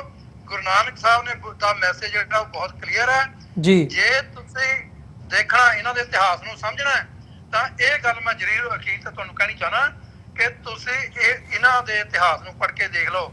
ਅਸੀਂ ਗੱਲ ਕਰਦੇ ਹਾਂ ਕਿ ਸਾਡੀਆਂ ਧੀਆਂ ਭੈਣਾਂ ਨਾਲ ਇਹਨਾਂ ਨੇ ਕੀ ਕੀਤਾ, ਸਾਡੇ ਨੌਜਵਾਨ ਬੱਚਿਆਂ ਨਾਲ ਕੀ ਕੀਤਾ, ਸਾਡੇ ਬਜ਼ੁਰਗਾਂ ਨਾਲ ਕੀ ਕੀਤਾ। ਇਹਨਾਂ ਦਾ ਆਪਣਾ ਇਤਿਹਾਸ ਪੜ੍ਹ ਕੇ ਦੇਖ ਲਓ। ਮੈਂ ਅੱਜ ਵੀ ਇੱਕ ਸੋਸ਼ਲ ਮੀਡੀਆ 'ਚ ਕਮੈਂਟ ਪਾਇਆ ਸੀ, ਇਹ ਕੌਰਵਾਂ ਦੀ ਔਲਾਦ ਨੇ, ਕੌਰਵਾਂ ਦੀ, ਜਿਨ੍ਹਾਂ ਦੇ ਚਚੇਰੇ ਭਾਈ ਪਾਂਡੋ ਜਿਨ੍ਹਾਂ ਨੇ ਤਰਲੇ ਕੀਤੇ ਇਹਨਾਂ ਦੇ ਕਿ ਸਾਨੂੰ 5 ਪਿੰਡ ਹੀ ਛੱਡ ਦਿਓ, ਇਹਨਾਂ ਨੇ ਉਹਨਾਂ ਨੂੰ 5 ਪਿੰਡ ਨਹੀਂ ਸੀ ਛੱਡੇ ਔਰ ਪੂਰਾ ਹਿੰਦੁਸਤਾਨ ਇਹਨਾਂ ਨੇ ਉਜਾੜ ਕੇ ਰੱਖਤਾ ਸੀ। ਔਰ ਆਪਣੀ ਧੀ ਨੂੰ ਇਹਨਾਂ ਨੇ, ਆਪਣੀ ਨੂੰਹ ਨੂੰ ਇਹਨਾਂ ਨੇ ਉਸੇ ਭਰੇ ਦਰਬਾਰ ਦੇ ਵਿੱਚ ਜਿੱਥੇ ਧਰਮ ਦੀ ਸਭਾ ਲੱਗਦੀ ਹੈ ਉਸੇ ਦਰਬਾਰ ਦੇ ਵਿੱਚ ਨੰਗਿਆ ਕੀਤਾ ਸੀ। ਤੁਸੀਂ ਇਹਨਾਂ ਤੋਂ ਕਿਸੇ ਚੰਗੇ ਦੀ ਆਸ ਰੱਖ ਕੇ ਇਹ ਮਤ ਕਹੋ ਕਿ ਹਾਂ ਜੀ ਇਹ ਵੀ ਸਾਡੇ ਹਿੰਦੂ ਸਿੱਖ ਭਾਈ ਭਾਈ ਹੈ। ਇਹ ਤੁਸੀਂ ਕਹਿੰਦੇ ਸਿਰਫ ਸਿੱਖਾਂ ਦਾ ਨਾਰਾ ਹੈ, ਕਦੇ ਕਿਸੇ ਹਿੰਦੂ ਨੇ ਨਾਰਾ ਨਹੀਂ ਦਿੱਤਾ ਕਿ ਹਿੰਦੂ ਸਿੱਖ ਭਾਈ ਭਾਈ ਹੈ। ਉਹ ਤੁਹਾਨੂੰ ਇਹ ਕਹਿੰਦੇ ਆ ਕਿ ਤੁਸੀਂ ਉਸ ਵੇਲੇ ਇਹ ਖਾਲਸਾ ਸਾਜਿਆ ਗਈ ਸੀ ਜਦੋਂ ਹਿੰਦੂ ਧਰਮ ਨੂੰ ਲੋੜ ਸੀ। ਅੱਜ ਜਿਹੜਾ ਹਿੰਦੂ ਦੇ ਕੋਲ ਰਾਜ ਹੈ, ਅੱਜ ਉਹਨਾਂ ਨੂੰ ਖਾਲਸੇ ਦੀ ਲੋੜ ਨਹੀਂ ਹੈ। ਤੁਸੀਂ ਵਾਪਸ ਜਿਹੜਾ ਉਸ ਧਰਮ ਦੇ ਵਿੱਚ ਵਾਪਸ ਆ ਜਾਓ। ਔਰ ਤੁਹਾਨੂੰ ਇਸ਼ਾਰੇ ਕੀਤੇ ਜਾ ਰਹੇ ਆ, ਜਿਵੇਂ ਰਵਿਦਾਸ ਮੰਦਿਰ ਢਾਇਆ ਗਿਆ, ਜਿਵੇਂ ਉੱਥੇ ਜੋ ਕੁਝ ਜਿਹੜੇ ਗੁੰਡਾਗਰਦੀ ਕੀਤੀ ਗਈ ਸਰਕਾਰ ਵੱਲੋਂ ਜਾਂ ਇਹਨਾਂ ਦੀਆਂ ਅਦਾਲਤਾਂ ਵੱਲੋਂ, ਅੱਜ ਉਹੀ ਕੋਸ਼ਿਸ਼ ਕਰਨ ਦੀਆਂ ਇਸ਼ਾਰੇ ਹੋ ਰਹੇ ਨੇ। ਸਿੱਖ ਸਮਝ ਲੈਣ ਜਾਂ ਨਾ ਸਮਝ ਲੈਣ, ਇਹਨਾਂ ਦੀ ਮਰਜ਼ੀ ਆ। ਅੱਜ ਇਹ ਪ੍ਰਚਾਰਿਆ ਜਾ ਰਿਹਾ ਕਿ ਜਿੱਥੇ ਹਰਿਮੰਦਰ ਸਾਹਿਬ, ਜਿੱਥੇ ਪੰਜਵੇਂ ਪਾਤਸ਼ਾਹ ਨੇ ਦਰਬਾਰ ਸਾਹਿਬ ਦੀ ਸਿਰਜਣਾ ਕੀਤੀ, ਜਿੱਥੇ ਗੁਰੂ ਗ੍ਰੰਥ ਸਾਹਿਬ ਜੀ ਦੀ ਦੇਣ ਜਿਹੜੀ ਸਿੱਖਾਂ ਨੂੰ ਦਿੱਤੀ ਗਈ, ਉਹ ਅੱਜ ਪ੍ਰਚਾਰਿਆ ਜਾਏ ਕਿ ਇਹ ਵਿਸ਼ਨੂੰ ਮੰਦਿਰ ਸੀ ਇੱਥੇ ਪਹਿਲਾਂ। ਸੋ ਸਿੱਖਾਂ ਨੂੰ ਆਪਣੀਆਂ ਅੱਖਾਂ ਖੋਲ ਲੈਣੀਆਂ ਚਾਹੀਦੀਆਂ ਕਿ ਆਉਣ ਵਾਲਾ ਸਮਾਂ ਜਿਹੜਾ ਉਹਨਾਂ ਲਈ ਕਿੰਨਾ ਭਿਆਨਕ ਹੋ ਸਕਦਾ। ਸੋ ਇੰਨੀਆਂ ਬੇਨਤੀਆਂ ਮੈਂ ਕਰਦਾ ਕਿ ਗੁਰੂ ਨਾਨਕ ਸਾਹਿਬ ਦੇ ਸੰਦੇਸ਼ ਨੂੰ ਸਮਝੋ ਔਰ ਇਹਨਾਂ ਦੀ ਬਦਨੀਤੀ ਨੂੰ ਸਮਝੋ। ਤੁਸੀਂ ਆਪਣਾ ਜਿਹੜਾ ਕੰਮ ਹੈ ਉਹਨੂੰ ਤਕੜੇ ਹੋ ਕੇ ਕਰਦੇ ਜਾਓ। ਜੇ ਤੁਸੀਂ ਗੁਰੂ ਨਾਨਕ ਦੇ ਮੈਸੇਜ ਉੱਤੇ ਪਹਿਰਾ ਦਿਓਗੇ, ਦੁਨੀਆ ਦੀ ਕੋਈ ਤਾਕਤ ਤੁਹਾਡਾ ਬਾਲ ਨਹੀਂ ਵਿੰਗਾ ਕਰ ਸਕਦੀ। ਇਹ ਭਾਵੇਂ ਜਿੰਨੀਆਂ ਮਰਜ਼ੀ ਛਾਲਾਂ ਮਾਰ ਲੈਣ, ਜਿਹੜੀ ਫੌਜ ਮਰਜ਼ੀ, ਜਿਹੜੇ ਮਰਜ਼ੀ ਕਮਾਂਡੋ, ਵੱਡੇ ਵੱਡੇ ਹਥਿਆਰ, ਕੈਮੀਕਲ, ਜੋ ਮਰਜ਼ੀ ਇਕੱਠੇ ਕਰ ਲੈਣ, ਪਰ ਖਾਲਸੇ ਮੁਰੇ ਨਹੀਂ ਟਿਕ ਸਕਣਗੇ। ਪਰ ਸਿਰਫ ਸਿੱਖਾਂ ਨੂੰ ਗੁਰੂ ਨਾਨਕ ਸਾਹਿਬ ਦਾ ਜਿਹੜਾ ਮੈਸੇਜ ਹੈ ਉਹਨੂੰ ਸਮਝਣ ਦੀ ਲੋੜ ਹੈ। ਤੇ ਜਦੋਂ ਸਿੱਖਾਂ ਨੂੰ ਇਹ ਗੱਲ ਸਮਝ ਆ ਗਈ, ਮੈਂ ਇਹ ਗੱਲ ਦਾਅਵੇ ਨਾਲ ਕਹਿੰਦਾ ਕਿ ਇਹ ਤੁਹਾਡੇ ਮੁਰੇ ਨਹੀਂ ਟਿਕ ਸਕਣਗੇ। ਜੀ ਭਾਈ ਸਾਹਿਬ, ਇੱਕ ਜਾਂਦੇ ਜਾਂਦੇ ਮੈਂ ਸਵਾਲ ਜ਼ਰੂਰ ਪੁੱਛਣਾ ਚਾਹੂੰਗਾ। ਜਿਵੇਂ ਤੁਸੀਂ ਡਿਫਰੈਂਸ਼ੀਏਟ ਕੀਤਾ ਫਲਸਫਿਆਂ ਦਾ ਜਿਹੜਾ ਡਿਫਰੈਂਸ ਆ ਤੇ ਕਿਹੜੇ ਗੱਲਾਂ ਹੈਗੀਆਂ ਨੇ ਜਿਹੜੀਆਂ ਡਿਫਰੈਂਟ ਸਾਨੂੰ ਰੱਖਦੀਆਂ ਨੇ, ਜਿਹੜਾ ਸਾਡਾ ਅਡਰਾਪਣ ਹੈ, ਵੱਖਰਾਪਣ ਹੈ, ਉਹਨੂੰ ਨਿਆਰੇਪਣ ਨੂੰ ਬਰਕਰਾਰ ਰੱਖਦੀਆਂ ਨੇ। ਪਰ ਇੱਕ ਸਵਾਲ ਉੱਠਦਾ ਵੀ ਅਸੀਂ ਇਹਨਾਂ ਗੱਲਾਂ ਨੂੰ ਸਮਝਣ ਤੋਂ ਮੁਨਕਰ ਕਿਉਂ ਆ, ਇਨਕਾਰੀ ਕਿਉਂ ਆ? ਕੀ ਕਾਰਨ ਸਮਝਦੇ ਹੋ? ਕਿਹੜੇ ਫੈਕਟਰਸ ਨੇ ਜਿਹੜੇ ਸਾਨੂੰ ਇਸ ਗੱਲ ਵੱਲ ਧੱਕਦੇ ਨੇ ਵੀ ਅਸੀਂ ਮਜਬੂਰ ਹੁੰਨੇ ਆ ਜਾਂ ਅਸੀਂ ਮੁਨਕਰ ਕਿਉਂ ਹੁੰਨੇ ਆ? ਉਹਦਾ ਦੇਖੋ ਜੀ, ਸਭ ਤੋਂ ਵੱਡਾ ਕਾਰਨ ਹੈ, ਮੈਂ ਇੱਕ ਕਿਸੇ ਫਿਲਾਸਫਰ ਦੀ ਕਿਤਾਬ ਪੜ੍ਹ ਰਿਹਾ ਸੀ, ਜਿਹੜੀਆਂ ਕੌਮਾਂ ਗੁਲਾਮ ਰਹਿੰਦੀਆਂ ਨੇ ਨਾ ਲੰਮਾ ਸਮਾਂ, ਉਹਨਾਂ ਦੇ ਵਿੱਚ 3 ਚੀਜ਼ਾਂ ਜਿਹੜੀਆਂ ਜੀ ਬਹੁਤ ਭਾਰੂ ਹੁੰਦੀਆਂ। ਸਭ ਤੋਂ ਪਹਿਲਾਂ ਉਹਨਾਂ ਦੇ ਮਨ ਦੇ ਵਿੱਚ ਡਰ ਹੁੰਦਾ ਹੈ, ਦੂਜੀ ਉਹਨਾਂ ਦੇ ਮਨ ਦੇ ਵਿੱਚ ਨਫ਼ਰਤ ਹੁੰਦੀ ਆ, ਤੀਜਾ ਉਹਨਾਂ ਦੇ ਮਨ ਦੇ ਵਿੱਚ ਲਾਲਚ ਹੁੰਦਾ ਹੈ। ਅੱਜ ਆਪਣੀ ਕੌਮ ਵੱਲ ਝਾਤੀ ਮਾਰ ਕੇ ਦੇਖ ਲਓ, ਅਜੇ ਇਹਨਾਂ ਨੂੰ 100 ਸਾਲ ਦੇ ਕਰੀਬ ਹੋਇਆ ਇਹਨਾਂ ਨੂੰ ਗੁਲਾਮ ਹੋਇਆ ਨੂੰ, ਔਰ ਇਹਨਾਂ ਨੇ ਆਪਣੀ ਉਸ ਗੁਲਾਮੀ ਨੂੰ, ਮਾਨਸਿਕ ਗੁਲਾਮੀ ਜਿਹੜਾ, ਉਹਨੂੰ ਮੰਨ ਲਿਆ। ਭਾਵੇਂ ਅਸੀਂ ਸਿੱਖ ਕੌਮ ਦੇ ਵਿੱਚ ਬਹੁਤ ਸਾਰੇ ਅਜੇ ਯੋਧੇ ਨੇ, ਬਹੁਤ ਵੱਡਾ ਹਿੱਸਾ ਜਿਹੜਾ ਹੈ ਉਹਨਾਂ ਨੇ ਜਿਹੜਾ ਹਿੰਦੂ ਤਵੀ ਗੁਲਾਮੀ ਆ ਉਹਨੂੰ ਨਹੀਂ ਸਵੀਕਾਰਿਆ, ਪਰ ਫਿਰ ਵੀ ਬਹੁਤ ਵੱਡੀ ਗਿਣਤੀ ਦੇ ਵਿੱਚ ਜਿਹੜੇ ਸਿੱਖ ਜਿਹੜੇ ਆ ਉਹਨਾਂ ਨੇ ਇਸ ਗੱਲ ਨੂੰ ਕਬੂਲ ਕਰ ਲਿਆ ਕਿ ਅਸੀਂ ਹਿੰਦੂਆਂ ਦਾ ਹਿੱਸਾ ਹੈ। ਦੂਜੀ ਗੱਲ ਜਿਹੜੀ ਆ ਕਿ ਇਹ ਜਿਹੜਾ ਗੱਲ ਦਾ ਪ੍ਰਚਾਰ ਜਿਹੜਾ ਲਗਾਤਾਰ ਕੀਤਾ ਗਿਆ 500 ਸਾਲਾਂ ਦੇ ਵਿੱਚ ਕਿ ਜਿਹੜੇ ਸਿੱਖ ਆ ਇਹ ਹਿੰਦੂ ਧਰਮ ਦਾ ਹਿੱਸਾ ਹੈ, ਜਦੋਂ ਕਿ ਬਾਣੀ ਜਿਹੜੀ ਆ ਪੁਕਾਰ ਕੇ ਸਾਨੂੰ ਕਹਿ ਰਹੀ ਹੈ ਕਿ ਸਾਡਾ ਉਸ ਧਰਮ ਨਾਲ ਕੋਈ ਹਿੱਸਾ ਨਹੀਂ ਹੈ। ਇਹ 2 ਚੀਜ਼ਾਂ ਅਮਰਵੀਰ ਸਿੰਘ ਜੀ ਜ਼ਰੂਰੀ ਸਮਝਣੀਆਂ ਚਾਹੀਦੀਆਂ। ਇੱਕ ਹੁੰਦਾ ਧਰਮ ਤੇ ਇੱਕ ਹੁੰਦਾ ਭਰਮ। ਜਿਹੜਾ ਹਿੰਦੂ ਧਰਮ ਦੀ ਗੱਲ ਕਰਦੇ ਆ, ਇਹ ਸਿਰਫ ਭਰਮ ਦੇ ਉੱਤੇ ਖੜੋਤਾ ਹੈ। ਇਹ ਸਾਰਾ ਕੁਝ ਜਿਹੜਾ ਇਹ ਇਹਨਾਂ ਦੇ ਭਰਮ ਦੇ ਉੱਤੇ ਖਲੋਤਾ ਹੈ ਕਿ ਆ ਵੀ ਸਾਡਾ, ਆ ਵੀ ਅਸੀਂ ਕਰਤਾ, ਆ ਵੀ ਅਸੀਂ ਕਰਤਾ, ਆ ਵੀ ਅਸੀਂ ਕਰ ਦੇਣਾ। ਇਹ ਭਰਮ ਦੇ ਉੱਤੇ ਹੈ। ਤੇ ਜਿਹੜਾ ਗੁਰੂ ਨਾਨਕ ਸਾਹਿਬ ਨੇ ਸਾਨੂੰ ਧਰਮ ਦਿੱਤਾ ਹੈ, ਅਸੀਂ ਉਸ ਧਰਮ ਦੇ ਉੱਤੇ ਖੜੇ ਹਾਂ ਜਿਹੜਾ ਕਿ ਸੱਚ ਦੀ ਗੱਲ ਕਰਦਾ ਹੈ, ਕੁਦਰਤ ਦੀ ਗੱਲ ਕਰਦਾ ਹੈ, ਅਕਾਲ ਪੁਰਖ ਦੇ ਸਨੇਹ ਦੀ ਗੱਲ ਕਰਦਾ ਹੈ, ਸਭੇ ਸਾਂਝੀ ਵਾਲ ਦੀ ਗੱਲ ਕਰਦਾ ਹੈ। ਕਿਸੇ ਨਾਲ ਅਸੀਂ ਵੈਰ ਨਹੀਂ ਕਮਾਉਂਦੇ। ਪਰ ਇਹ ਗੱਲ ਜਿਹੜੀ ਆ ਸਿੱਖਾਂ ਨੂੰ ਇਹ ਸਮਝ ਲੈਣੀ ਚਾਹੀਦੀ ਹੈ ਕਿ ਜਦੋਂ ਸਾਨੂੰ ਗੁਰੂ ਨਾਨਕ ਸਾਹਿਬ ਨੇ ਵੱਖਰਾ ਧਰਮ ਦਿੱਤਾ ਹੈ। ਅੱਜ ਵੀ ਮੈਂ ਰੇਡੀਓ ਤੇ ਗੱਲ ਜਿਹੜੀ ਸੁਣ ਰਿਹਾ ਸੀ ਕਿ ਬਹੁਤ ਸਾਰੇ ਲੋਕ ਕਹਿ ਰਹੇ ਆ ਕਿ ਅਸੀਂ ਵੀ ਜੀ ਗੁਰੂ ਨਾਨਕ ਸਾਹਿਬ ਤੋਂ ਪਹਿਲਾਂ ਹਿੰਦੂ ਸੀਗੇ। ਜਦੋਂ 10ਵੇਂ ਪਾਤਸ਼ਾਹ ਨੇ ਖਾਲਸੇ ਨੂੰ ਅੰਮ੍ਰਿਤ ਛਕਾਇਆ, ਉਹਨਾਂ ਨੇ ਇਹ ਗੱਲ ਐਲਾਨੀਆ ਤੌਰ ਤੇ ਕਹੀ ਕਿ ਅੱਜ ਤੋਂ ਤੁਹਾਡਾ ਧਰਮ ਨਾਸ, ਕਰਮ ਨਾਸ, ਤੁਹਾਡਾ ਰੰਗ, ਤੁਹਾਡਾ ਬਰੀਡ, ਹਰ ਇੱਕ ਚੀਜ਼ ਜਿਹੜੀ ਆ, ਜਾਤ, ਕੁੱਲ ਨਾਸ ਤੱਕ ਉਹਨਾਂ ਨੇ ਗੱਲ ਕੀਤਾ। ਜੇ ਗੁਰੂ ਗੋਬਿੰਦ ਸਿੰਘ ਜੀ ਮਹਾਰਾਜ ਨੇ ਸਿੱਖਾਂ ਨੂੰ ਇਹ ਮੈਸੇਜ ਦਿੱਤਾ ਕਿ ਤੁਹਾਡੀ ਅੱਜ ਤੋਂ ਜਿਸ ਦਿਨ ਤੁਸੀਂ ਗੁਰੂ ਘਰ ਦੇ ਵਿੱਚ ਪ੍ਰਵੇਸ਼ ਕੀਤਾ, ਤੁਹਾਡਾ ਜਾਤ ਪਾਤ ਕੁੱਲ ਸਾਰਾ ਕੋਈ ਨਾਸ ਹੈ। ਜੇ ਅੱਜ ਸਿੱਖਾਂ ਨੂੰ ਹਿੰਦੂ ਵਿਧਾਨ ਮੁਤਾਬਕ ਰਿਜ਼ਰਵੇਸ਼ਨ ਨਹੀਂ ਮਿਲਦੀ ਤਾਂ ਇਸ ਕਰਕੇ ਕਿ ਸਿੱਖ ਜਿਹੜੇ ਉਹ ਜਾਤ ਪਾਤ ਦੇ ਵਿੱਚ ਵਿਸ਼ਵਾਸ ਨਹੀਂ ਰੱਖਦੇ। ਜੀ ਇਹ ਇੱਕ ਵੱਡਾ ਕਾਰਨ ਸੀ ਕਿ ਸਿੱਖਾਂ ਜਿਹੜੇ ਦਲਿਤ ਭਾਈਚਾਰਾ ਸੀ ਉਹਨਾਂ ਨੂੰ ਵੱਡੀ ਗਿਣਤੀ ਦੇ ਵਿੱਚ ਵਰਗਲਾ ਕੇ ਕਿ ਭਾਈ ਜੇ ਤੁਸੀਂ ਸਿੱਖ ਬਣ ਗਏ ਤਾਂ ਤੁਹਾਨੂੰ ਉਹ ਸਹੂਲਤਾਂ ਤੋਂ ਤੁਸੀਂ ਵਾਂਝੇ ਹੋ ਜਾਓਗੇ ਜਿਹੜੀਆਂ ਹਿੰਦੂ ਧਰਮ ਦੇ ਵਿੱਚ ਜਾਤ ਪਾਤ 'ਚ ਰਹਿ ਕੇ ਤੁਹਾਨੂੰ ਮਿਲ ਸਕਦੀਆਂ ਨੇ। ਸੋ ਇਹ ਚੀਜ਼ਾਂ ਤੋਂ ਉੱਪਰ ਉੱਠਣ ਦੀ ਲੋੜ ਹੈ। ਅੱਜ ਇਹ ਗੁਰੂ ਦਾ ਮੈਸੇਜ ਸਮਝਣ ਦੀ ਲੋੜ ਹੈ ਕਿ ਸਿੱਖ ਦੀ ਕੋਈ ਜਾਤ ਨਹੀਂ ਹੈ, ਉਹਦੀ ਕੋਈ ਕੁੱਲ ਨਹੀਂ ਹੈ, ਉਹਦਾ ਕੋਈ ਵੱਖਰਾ ਰੰਗ ਭੇਦ ਨਹੀਂ ਹੈ, ਉਹਦੀ ਕੋਈ ਵੱਖਰੀ ਕਰੀਡ ਨਹੀਂ ਹੈ। ਉਹ ਇੱਕ ਅਕਾਲ ਪੁਰਖ ਦੀ ਉਮਤ ਹੈ ਤੇ ਉਸ ਗੁਰੂ ਦਾ ਜਿਹੜਾ ਸਿੱਖ ਹੈ, ਉਹ ਜਿਹੜਾ ਗੁਰੂ ਨੇ ਸੁਨੇਹਾ ਦਿੱਤਾ ਹੈ ਉਹਨੂੰ ਉਹਦੇ ਤੇ ਉਹਨੇ ਪਹਿਰਾ ਦੇਣਾ ਹੈ। ਸਭ ਤੇ ਬਾਕੀ ਜਿਹੜੀ ਗੱਲ ਹੈ ਸਰਬੱਤ ਦੇ ਭਲੇ ਦੀ ਗੱਲ ਜਿਹੜੀ ਹੈ ਉਹ ਸਿੱਖ ਹਮੇਸ਼ਾ ਕਰਦਾ ਹੈ। ਪਰ ਉਹਦੇ ਨਾਲ ਇੱਕ ਚੀਜ਼ ਮੈਂ ਜ਼ਰੂਰ ਅਖੀਰ ਤੇ ਮੈਸੇਜ ਦੇਣਾ ਚਾਹੁੰਦਾ ਕਿ ਇਹ ਪੰਜਾਬੀ ਦਾ ਇੱਕ ਮੁਹਾਵਰਾ ਹੈ ਕਿ ਜਿਹੜੇ ਆਪਣੇ ਵਿਹੜੇ ਦੇ ਵਿੱਚ ਵੱਡੇ ਖੱਡੇ ਹੋਣ ਉਹ ਦੂਜੇ ਦੇ ਘਰਾਂ ਦੇ ਖੱਡੇ ਪੂਰਨ ਦੀ ਗੱਲ ਨਹੀਂ ਕਰ ਸਕਦਾ। ਜੇ ਅੱਜ ਸਿੱਖ ਕੌਮ ਆਪਣੀ ਹੋਂਦ ਜਿਹੜੀ ਆ ਉਹਨੂੰ ਬਚਾਉਣ ਦੇ ਕਾਬਿਲ ਨਾ ਰਹੀ ਤਾਂ ਦੂਜੀਆਂ ਕੌਮਾਂ ਲਈ ਲੜਾਈ ਲੜਨੀ ਜਾਂ ਹੋਰ ਜਿਹੜੀਆਂ ਗੱਲਾਂ ਕਰਨੀਆਂ ਉਹ ਸਾਰਾ ਕੁਝ ਜਿਹੜਾ ਉਹ ਬੇਮਾਨਾ ਹੋ ਜਾਊਗਾ। ਅੱਜ ਸਾਡੀਆਂ ਬੱਚੀਆਂ ਨਾਲ, ਸਾਡੇ ਪਰਿਵਾਰਾਂ ਨਾਲ, ਸਾਡੇ ਧਰਮ ਨਾਲ, ਸਾਡੇ ਗੁਰੂ ਧਾਮਾਂ ਨਾਲ, ਸਾਡੇ ਗੁਰੂ ਗ੍ਰੰਥ ਸਾਹਿਬ ਨਾਲ ਜੋ ਕੁਝ ਹੋ ਰਿਹਾ ਉਹਨੂੰ ਸਮਝਣ ਦੀ ਲੋੜ ਹੈ ਤੇ ਦੁਸ਼ਮਣ ਦੇ ਨਿਸ਼ਾਨੇ ਤੇ ਸਾਡਾ ਕੀ ਕੁਝ ਹੈਗਾ ਇਹ ਵੀ ਸਮਝਣ ਦੀ ਲੋੜ ਹੈ। ਸੋ ਮੈਂ ਇਹ ਅਖੀਰ ਤੇ ਬੇਨਤੀ ਕਰਦਾ ਸਾਰਿਆਂ ਨੂੰ ਕਿ ਭਾਈ ਇਹ ਗੱਲ ਨੂੰ ਸਮਝੋ ਕਿ ਦੁਸ਼ਮਣ ਜਿਹੜਾ ਉਹ ਤੁਹਾਡੇ ਕੱਲੀ ਰਗ ਤੋਂ ਵਾਕਿਫ ਹੈ ਤੇ ਜੇ ਤੁਸੀਂ ਉਹਦੀ ਛੋਟੀ ਛੋਟੀ ਗੱਲ ਨੂੰ ਇਗਨੋਰ ਕਰੋਗੇ ਤੇ ਜਿਹੜੇ ਲੋਕਾਂ ਨੇ ਆਜ਼ਾਦੀ ਲੜੀ ਹੈ ਉਹਨਾਂ ਨੇ ਸਿੱਟੇ ਕੱਢੇ ਆ ਕਿ ਜਿਸ ਕੌਮ ਤੋਂ ਤੁਸੀਂ ਨਿਜਾਤ ਲੈਣੀ ਹੈ, ਜਿਸ ਸਿਸਟਮ ਤੋਂ ਤੁਸੀਂ ਆਜ਼ਾਦ ਹੋਣਾ ਹੈ, ਉਹਦੀ ਹਰ ਗੱਲ ਦਾ ਤੁਹਾਨੂੰ ਬਾਈਕਾਟ ਕਰਨਾ ਪਊਗਾ। ਉਹਦੀ ਬੋਲੀ ਦਾ, ਉਹਦੀ ਚਾਲ ਢਾਲ ਦਾ, ਉਹਦੇ ਖਾਣੇ ਦਾ, ਉਹਦੇ ਪਹਿਰਾਵੇ ਦਾ, ਉਹਦੇ ਹਰ ਤਰ੍ਹਾਂ ਦਾ ਉਹਦਾ ਬਾਈਕਾਟ ਕਰਨਾ ਪਊਗਾ ਤਾਂ ਤੁਸੀਂ ਇੱਕ ਆਜ਼ਾਦ ਹੋਂਦ ਜਿਹੜੀ ਆ ਉਹ ਬਰਕਰਾਰ ਰੱਖ ਸਕੋਗੇ। ਜੀ ਭਾਈ ਸਾਹਿਬ, ਇਸ 550ਵੇਂ ਪ੍ਰਕਾਸ਼ ਦਿਹਾੜੇ ਨੂੰ ਮੁੱਖ ਰੱਖਦਿਆਂ ਕਿਹੜੇ ਤਰੀਕੇ, ਕਿਹੜੇ ਟੈਕਟਿਕਸ ਵਰਤੇ ਜਾ ਰਹੇ ਆ ਹਿੰਦੂਤਵਾ ਦੀ ਆਈਡੀਓਲੋਜੀ ਜਾਂ RSS ਵੱਲੋਂ ਕਿ ਉਹ ਸਿੱਖ ਫਲਸਫੇ ਨੂੰ ਢਾਹ ਲਾ ਸਕਣ? ਇਹਦੀਆਂ ਐਗਜ਼ੈਂਪਲਸ ਕੀ ਸਮਝਦੇ ਹੋ ਇਸ ਵਕਤ ਜਿਹੜੀਆਂ ਨਜ਼ਰ ਆ ਰਹੀਆਂ ਨੇ? ਕਿਹੜੇ ਤਰੀਕੇ ਵਰਤੇ ਜਾ ਰਹੇ ਆ ਸਿੱਖੀ ਫਲਸਫੇ ਨੂੰ ਢਾਹ ਲਾਉਣ ਲਈ? ਹਾਂਜੀ, ਉਹਦੇ ਲਈ ਮੈਂ ਇਹ ਗੱਲ ਕਹਿਣਾ ਚਾਹੁੰਦਾ ਕਿ ਇੱਕ ਤਾਂ ਸਭ ਤੋਂ ਪਹਿਲਾਂ ਜਦੋਂ ਸਿੱਖ ਜਿਹੜੇ ਆ ਇਹਨਾਂ ਨੂੰ ਇਹ ਪਤਾ ਨਹੀਂ ਕਦੋਂ ਗੱਲ ਸਮਝ ਆਊਗੀ ਕਿ ਜਦੋਂ ਅਸੀਂ ਆਪਣੇ ਗੁਰੂ ਨੂੰ ਲੈ ਕੇ ਗਲੀਆਂ ਦੇ ਵਿੱਚ ਤੁਰੇ ਫਿਰਦੇ ਆ, ਅੱਜ 2 ਮਹੀਨੇ ਤੋਂ ਉੱਤੇ ਹੋ ਗਿਆ। ਗੱਲ ਤਾਂ ਇਹ ਸੀ ਕਿ ਅਸੀਂ ਗੁਰੂ ਦਾ ਮੈਸੇਜ ਲੈ ਕੇ ਜਾਣਾ ਸੀ। ਮੈਨੂੰ ਕੋਈ ਬੰਦਾ ਇਹ ਗੱਲ ਦੱਸੇ ਕਿ ਜਦੋਂ ਤੋਂ ਇਹ ਨਗਰ ਕੀਰਤਨ ਲੈ ਕੇ ਤੁਰੇ ਨੇ ਉਦੋਂ ਤੋਂ ਕਿਹੜਾ ਗੁਰੂ ਦਾ ਮੈਸੇਜ ਇਹਨਾਂ ਨੇ ਦਿੱਤਾ ਹੈ? ਸਿਰਫ ਮੱਥੇ ਟਿਕਾਉਣ ਤੋਂ, ਪੈਸੇ ਇਕੱਠੇ ਕਰਨ ਤੋਂ ਇਲਾਵਾ ਜਾਂ ਲੋਕਾਂ ਦੇ ਸਿਰ 'ਚ ਜਿਹੜਾ ਉਹ ਘੱਟਾ ਪਾਉਣ ਤੋਂ ਇਲਾਵਾ ਹੋਰ ਕਿਹੜਾ ਮੈਸੇਜ ਦਿੱਤਾ ਗੁਰੂ ਦਾ ਇਹਨਾਂ ਨੇ? ਗੁਰੂ ਤੁਹਾਨੂੰ ਮੈਸੇਜ ਕੀ ਦੇ ਰਿਹਾ ਹੈ? ਗੁਰੂ ਸਾਹਿਬ ਨੇ ਆਪ 35,000 ਮੀਲ ਦਾ ਪੈਂਡਾ ਤੈਅ ਕਰਕੇ ਲੋਕਾਂ ਦੇ ਭਰਮ ਜਿਹੜੇ ਦੂਰ ਕੀਤੇ ਆ। ਤੁਸੀਂ ਅੱਜ ਪਿਛਲੇ ਇੰਨੇ ਲੰਮੇ ਸਮੇਂ ਤੋਂ ਤੁਰੇ ਆ, ਤੁਸੀਂ ਉਹ ਭਰਮ ਭੇਖਤੇ ਰਹੇ ਨਿਆਰਾਂ ਦੀ ਗੱਲ ਕਿਹੜੀ ਕੀਤੀ ਆ? ਕੀ ਤੁਸੀਂ ਸਿੱਖ ਕੌਮ ਦੇ ਅਡਰੀ ਹੋਂਦ ਦੀ ਗੱਲ ਕੀਤੀ ਹੈ? ਕੀ ਤੁਸੀਂ ਸਿੱਖਾਂ ਨੂੰ ਜੋ ਅੱਜ ਦਰਪੇਸ਼ ਪ੍ਰੋਬਲਮਾਂ ਨੇ ਉਹਨਾਂ ਦੀ ਗੱਲ ਕੀਤੀ ਹੈ? ਪਰ ਜਿਹੜਾ ਹਿੰਦੂ ਆ ਉਹ ਤੁਹਾਡੇ ਤੇ ਭਾਰੂ ਹੈ ਇਸ ਗੱਲ ਲਈ ਕਿ ਉਹ ਤੁਹਾਨੂੰ ਡਰਾ ਕੇ ਇਹ ਗੱਲ, ਹਾਂਜੀ ਅੱਜ ਲਾਂਘਾ ਖੁੱਲ ਗਿਆ, ਅੱਜ ਲਾਂਘੇ ਦਾ ਕੰਮ ਚੱਲ ਪਿਆ, ਅੱਜ ਬੰਦ ਹੋ ਗਿਆ, ਅੱਜ ਤੁਹਾਡੇ ਇੱਕ ਬੱਚੀ ਨਾਲ ਜੋ ਕੁਝ ਉੱਥੇ ਪਾਕਿਸਤਾਨ 'ਚ ਹੋਇਆ ਉਹ ਨਿੰਦਣਯੋਗ ਹੈ। ਜੇ ਉਹਨਾਂ ਦੀ ਮਰਜ਼ੀ ਦੇ ਖਿਲਾਫ ਹੋਇਆ, ਜੇ ਜਬਰੀ ਹੋਇਆ ਤਾਂ ਹਰ ਬੰਦੇ ਨੇ ਉਹਦੀ ਨਿੰਦਾ ਕੀਤੀ ਹੈ। ਪਰ ਜਿਸ ਤਰੀਕੇ ਨਾਲ ਪਾਕਿਸਤਾਨ ਦੀ ਸਰਕਾਰ ਨੇ ਇਹਨੂੰ ਹੈਂਡਲ ਕੀਤਾ ਇਹ ਵੀ ਸ਼ਲਾਘਾਯੋਗ ਹੈ। ਪਰ ਇੱਥੇ ਇੰਨੀਆਂ ਬੱਚੀਆਂ ਨਾਲ ਰੇਪ ਹੋਏ ਆ, ਇੰਨੀਆਂ ਬੱਚਿਆਂ ਦੀ ਬੇਇੱਜ਼ਤੀ ਹੋਈ ਆ, ਇੰਨੇ ਬਜ਼ੁਰਗਾਂ ਦੇ ਦਾੜੇ ਖਿੱਚੇ ਗਏ ਆ, ਇੰਨੇ ਬੱਚੇ ਨੌਜਵਾਨ ਜਿਹੜੇ ਝੂਠੇ ਮੁਕਾਬਲਿਆਂ 'ਚ ਮਾਰੇ ਗਏ ਆ। ਅੱਜ ਤੱਕ ਤੁਹਾਨੂੰ ਕਿਹੜਾ ਇਨਸਾਫ ਜਿਹੜਾ ਹਿੰਦੁਸਤਾਨ ਦੀ ਜਾਂ ਪੰਜਾਬ ਦੀ ਸਰਕਾਰ ਨੇ ਦਿੱਤਾ ਹੈ? ਇੱਕ ਦੂਜੀ ਸਭ ਤੋਂ ਵੱਡੀ ਸਚੇਤ ਰਹਿਣ ਦੀ ਗੱਲ ਇਹ ਹੈ ਕਿ ਜਿਹੜੀ ਅਸੀਂ ਗੱਲ ਸਿੱਖਦਾਰਾਂ ਦੀ ਕਰਦੇ ਆ, ਜੇ ਅਸੀਂ ਬਾਦਲ ਦਲੀਆਂ ਦੀ ਗੱਲ ਕਰੀਏ, ਜੇ ਅਸੀਂ ਪੰਜਾਬ ਸਰਕਾਰ ਦੀ ਗੱਲ ਕਰੀਏ, ਇਹੋ ਜਿਹੇ ਭੇਖ ਦੇ ਵਿੱਚ ਲੌਂਗੋਵਾਲੀਏ ਤੇ ਹੋਰ ਬਹੁਤ ਸਾਰੇ ਬੰਦੇ ਜਿਹੜੇ ਆ ਉਹ ਬੜਾ ਕੁਝ ਭਰਮ ਪਾਲ ਰਹੇ ਆ। ਪਰ ਸਿੱਖਾਂ ਨੂੰ ਇਸ ਗੱਲ ਤੋਂ ਸੁਚੇਤ ਹੋਣਾ ਚਾਹੀਦਾ ਕਿ ਅੱਜ ਅਗਰ ਉਹ ਆਪਣੀ ਹੋਂਦ ਬਚਾਉਣੀ ਚਾਹੁੰਦੇ ਆ ਤਾਂ ਉਹਨਾਂ ਨੂੰ ਆਪਣੀ ਆਜ਼ਾਦੀ ਦੀ ਗੱਲ ਜਿਹੜੀ ਆ ਉਹ ਮਸਤ ਕਰਨੀ ਪਊਗੀ। ਜੇ ਸਿੱਖ ਕੌਮ ਜਿਹੜੀ ਆ ਉਹਨਾਂ ਦੇ ਕੋਲ ਆਪਣਾ ਰਾਜ ਭਾਗ ਨਾ ਹੋਇਆ ਤਾਂ ਉਹਨਾਂ ਦੀ ਜਿਹੜੀ ਆਇਡੈਂਟੀਟੀ ਆ ਇਹਦੀ ਗਾਰੰਟੀ ਕੋਈ ਨਹੀਂ ਕਰ ਸਕਦਾ।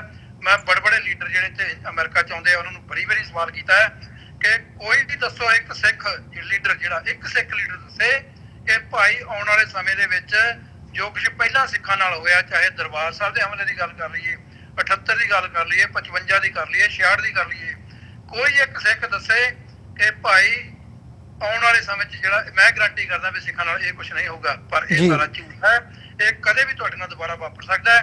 ਔਰ ਅਖੀਰਲੀ ਗੱਲ ਮੈਂ ਇੱਕ ਜ਼ਰੂਰ ਕਹਿਣੀ ਚਾਹੁੰਦਾ ਤੁਹਾਡੇ ਨਾਲ ਕਿ ਜਿਹੜਾ ਇਹ ਭਾਖੜਾ ਡੈਮ ਦੀ ਗੱਲ ਹੋ ਰਹੀ ਹੈ, ਅੱਗੋਂ ਦੇ ਜੇ ਚੇਤੀਏ ਤਾਂ ਕਾਇਤ ਮਿਲੇ ਸਜਾਏ, ਸਿੱਖਾਂ ਲਈ ਸਭ ਤੋਂ ਵੱਡੀ ਇਸ ਵੇਲੇ ਧਿਆਨ ਦੇਣ ਵਾਲੀ ਗੱਲ ਇਹ ਹੈ ਕਿ ਉਸ ਡੈਮ ਨੂੰ ਕਿਵੇਂ ਪੰਜਾਬ ਦੇ ਲੋਕਾਂ ਦੇ, ਕਿਵੇਂ ਪੰਜਾਬ ਦੀ ਜਿਹੜੀ ਸਰਕਾਰ ਹੈ ਜਾਂ ਪੰਜਾਬ ਦੇ ਸਿੱਖਾਂ ਨੇ ਆਪਣੇ ਕਬਜ਼ੇ 'ਚ ਲੈਣਾ, ਇਹ ਸਭ ਤੋਂ ਵੱਡਾ ਇਸ਼ੂ ਹੈ ਇਸ ਵੇਲੇ ਪੰਜਾਬ ਦੇ ਲੋਕਾਂ ਲਈ। ਜੀ ਭਾਈ ਸਾਹਿਬ, ਤੁਹਾਡਾ ਬਹੁਤ ਬਹੁਤ ਧੰਨਵਾਦ, ਤੁਸੀਂ ਆਪਣਾ ਸਮਾਂ ਕੱਢਿਆ ਤੇ ਸਾਡੇ ਨਾਲ ਵਿਚਾਰਾਂ ਦੀ ਸਾਂਝ ਪਾਈ। ਅੱਜ ਦੇ ਸ਼ੋਅ ਦੇ ਵਿੱਚ ਇੱਥੇ ਇਜਾਜ਼ਤ ਚਾਹਾਂਗੇ ਜੀ। ਫਤਿਹ ਦੀ ਸਾਂਝ ਪਾਈ ਅੰਤ ਦੇ ਵਿੱਚ। ਵਾਹਿਗੁਰੂ ਜੀ ਕਾ ਖਾਲਸਾ, ਵਾਹਿਗੁਰੂ ਜੀ ਕੀ ਫਤਿਹ ਜੀ। ਬਹੁਤ ਬਹੁਤ ਧੰਨਵਾਦ ਜੀ ਤੁਹਾਡਾ, ਤੁਹਾਡੀ ਟੀਮ ਦਾ, ਬਹੁਤ ਤੁਹਾਡੇ ਸਰੋਤਿਆਂ ਦਾ। ਥੈਂਕ ਯੂ ਜੀ। ਵਿਊਅਰਸ, ਉਮੀਦ ਕਰਦੇ ਹਾਂ ਅੱਜ ਦੀ ਸਾਡੀ ਇਹ ਗੱਲਬਾਤ ਵਿਚਾਰ ਚਰਚਾ ਤੁਹਾਨੂੰ ਜ਼ਰੂਰ ਪਸੰਦ ਆਈ ਹੋਵੇਗੀ। ਸੋ ਅੱਜ ਦੇ ਸ਼ੋਅ ਦੇ ਵਿੱਚ ਇੱਥੇ ਇਜਾਜ਼ਤ ਚਾਹਾਂਗੇ। ਜਾਂਦੇ ਜਾਂਦੇ ਤੁਹਾਡੇ ਚਰਨਾਂ ਦੇ ਵਿੱਚ ਬੇਨਤੀ ਹੈ, ਇਸ ਪਲੇਟਫਾਰਮ ਨੂੰ TV84 ਨੂੰ ਅੱਗੇ ਵਧਾਉਣ ਦੇ ਲਈ ਸਾਨੂੰ ਤੁਹਾਡੀ ਸਹਾਇਤਾ ਦੀ ਲੋੜ ਹੈ। TV84 ਨੂੰ ਡੋਨੇਟ ਕਰਨ ਦੇ ਲਈ ਤੁਸੀਂ ਸਾਡੀ ਵੈਬਸਾਈਟ www.tv84.tv ਤੇ ਜਾ ਕੇ ਸਾਨੂੰ ਡੋਨੇਟ ਕਰ ਸਕਦੇ ਹੋ ਤੇ ਮੰਥਲੀ ਡੋਨੇਸ਼ਨਸ ਦੇ ਲਈ ਪਲੈਜ ਕਰ ਸਕਦੇ ਹੋ। ਜੇ ਚੈੱਕ ਰਾਹੀਂ ਡੋਨੇਸ਼ਨਸ ਭੇਜਣੀਆਂ ਚਾਹੁੰਦੇ ਹੋ ਤਾਂ TV84 ਦੇ ਨਾਂ ਦਾ ਚੈੱਕ ਬਣਾ ਕੇ ਤੁਸੀਂ ਸਾਨੂੰ ਸਾਡੇ ਐਡਰੈਸ ਤੇ ਮੇਲ ਕਰ ਸਕਦੇ ਹੋ। 3601 37th ਐਵਨਿਊ, ਲੌਂਗ ਆਈਲੈਂਡ ਸਿਟੀ, ਨਿਊਯਾਰਕ 11101। ਵੈਬਸਾਈਟ ਇੱਕ ਵਾਰ ਫਿਰ ਦੱਸ ਦਿਆਂ, www.tv84.tv। ਇਸੇ ਦੇ ਨਾਲ ਵਿਊਅਰਸ, ਅੱਜ ਦੇ ਪ੍ਰੋਗਰਾਮ ਦੇ ਵਿੱਚ ਇੱਥੇ ਇਜਾਜ਼ਤ ਚਾਹਾਂਗੇ। ਦੁਬਾਰਾ ਫਿਰ ਸੋਮਵਾਰ ਨੂੰ ਤੁਹਾਡੇ ਨਾਲ ਮੁਲਾਕਾਤ ਹੋਵੇਗੀ। ਤਦ ਤੱਕ ਲਈ ਇਜਾਜ਼ਤ ਦਿਓ ਜੀ। ਵਾਹਿਗੁਰੂ ਜੀ ਕਾ ਖਾਲਸਾ, ਵਾਹਿਗੁਰੂ ਜੀ ਕੀ ਫਤਿਹ।